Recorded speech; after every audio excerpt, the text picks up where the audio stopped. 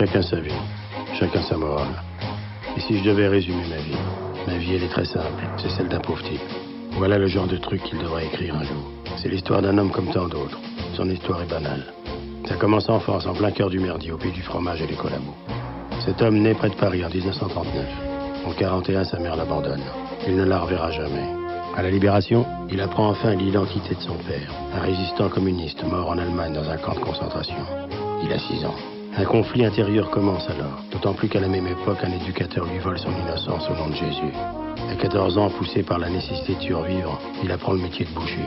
Et pendant 10 ans, il travaille comme apprenti chez différents patrons, économisant sou après sou pour payer le bail de sa future boutique. À 30 ans, il y parvient et s'installe à Aubervilliers. Les débuts sont difficiles, mais au bout de 2 ans, son affaire chevaline prend de l'envol. Enfin, il peut vivre. Il rencontre une jeune ouvrière bobineuse et déchire son hymen à l'hôtel de l'Avenir, juste en face de l'usine où elle travaille. Mais les événements se précipitent. 9 mois plus tard, il se retrouve père d'une fillette, Cynthia, dont la mère ne veut rien savoir. Elle les abandonne tous les deux et le père doit élever seul sa fille. Les années passent. La boucherie tourne tant bien que mal. Le boucher achète un petit appartement à crédit où la fille grandit, enfermée dans son mutisme. Sa puberté arrive. Elle prend des formes. Et le père, célibataire malgré lui, doit lutter contre la tentation.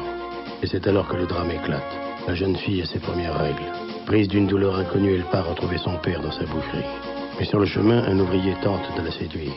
Un voisin les voit et ramène la jeune fille à son père. Celui-ci, découvrant la tache de sang sur la jupe de son enfant, croit au viol. Il saisit un couteau et sort à la recherche du coupable.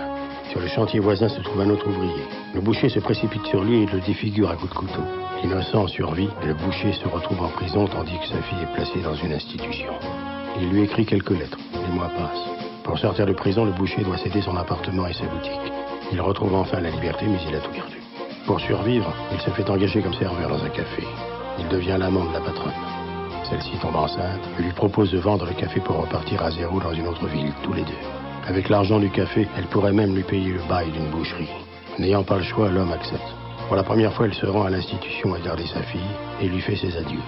Celle-ci le regarde partir sans un mot. Le lendemain, à l'aube, il quitte la ville en voiture avec la patronne, espérant échapper au sombre tunnel de son existence. Ils parviennent à Lille et s'installent chez la mère de la femme, en attendant de trouver un appartement et une boutique à eux. Comparée aux rues de Paris où il a toujours vécu, celle du nord de la France lui paraissent tristes et désertes. Pour la première fois de sa vie, il se sent comme un étranger. Les images de son père mort en déportation loin de son pays refont surface. Mais le boucher, comme tout homme, est avant tout un être de pure survie. Il décide de mettre au placard son passé et d'oublier la trahison faite à sa fille, ainsi que son amour pour elle.